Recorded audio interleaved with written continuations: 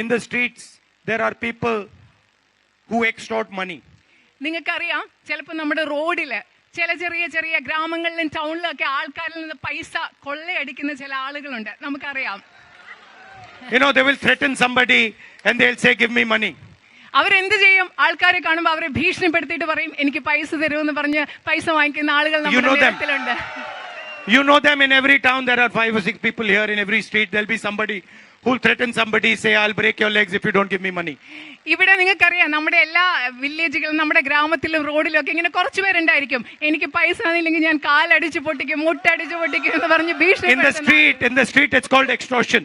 അതിനെയാണ് നമ്മൾ പറയുന്നത് എക്സ്റ്റോർഷൻ, അതായത് പൈസ പിടിച്ചു പറിക്കുക, കൊള്ളയടിക്കുക എന്ന് നമ്മൾ പറയും. How do you say extortion? Extortion? No, in Malayali how do you say it? കൊള്ളയടിക്കൽ, കൊള്ളയടിക്കൽ, കൊള്ളയടിക്കൽ, കൊള്ളയടിക്കൽ. In Malayalam you say കൊള്ളയടിക്കൽ. Modi calls it electoral bonds. മലയാളത്തില് നമ്മൾ കൊള്ളയടിക്കൽ എന്ന് പറയുന്ന കാര്യത്തിനെയാണ് നരേന്ദ്രമോദി ഇലക്ട്രൽ ബോണ്ട് എന്ന് പറയുന്നത്.